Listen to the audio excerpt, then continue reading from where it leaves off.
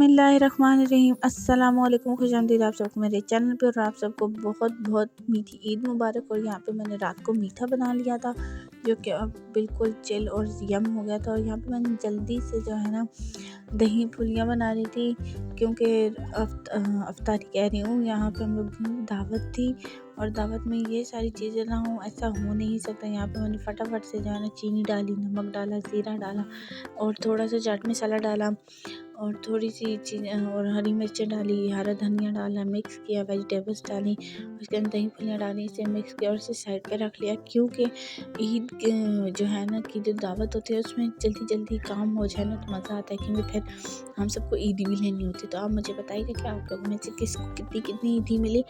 और अभी तक मेरी ईदी तो बनी नहीं और मुझे मिली भी नहीं, इसलिए मुझे अभी पता भी नहीं, पर इंशाल्लाह नेक्स्ट ब्लॉग में मैं आपके साथ शेयर करूँगी मेरी ईदी कितनी हुई कितनी नहीं।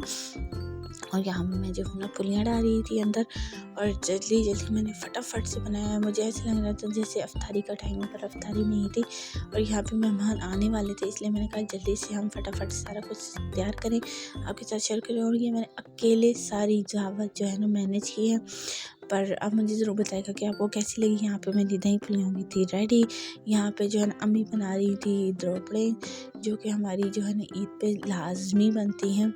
आपके यहाँ बनती है कि नहीं आप मुझे ज़रूर बताइएगा। ये द्रोपड़ियाँ ऐसी होती है कि ना जब आप इन्हें खोलते हैं ना तो ये दो दो होती हैं, एक एक नहीं दो दो होती हैं, बहुत ज़बरदस्त। पहले हम पेड़े बना लेती हैं, उसके बाद जो है ना अभी आप देखिएगा कि इस तरह भी तवे पे होगी। और जब ये पक जाएगी ना बिल्कुल एक तरीके, ये एक हाथ से उठाएंगे तो ये मतलब अलग अलग हो जाएंगी। और यहाँ पे मैंने बना लिया था गोश्त और मटर और गोश्त थोड़ा सा बना था क्योंकि हमारी दावत में बहुत सारी चीज़ें थी, इसलिए थोड़ी थोड़ी मैंने सारी बना ली थी। यही जो है ना यूँ बनती है रोटी, बहुत ज़बरदस्त होती है, इसे द्रोपड़े कहते हैं। आपके यहाँ क्या कहते हैं मुझे लाजमी बताइएगा। और यहाँ पे मैंने जो है मीठे चावल भी बना लिए थे, नमकीन चावल दम पे थे देग वाले, वो जो हिला रहे थे।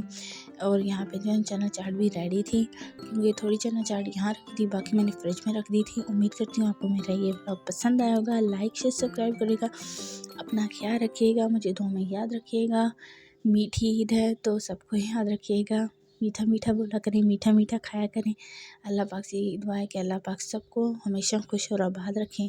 अपना ख्याल रखिएगा, फिर मिलते हैं। खुदा हाफिज़।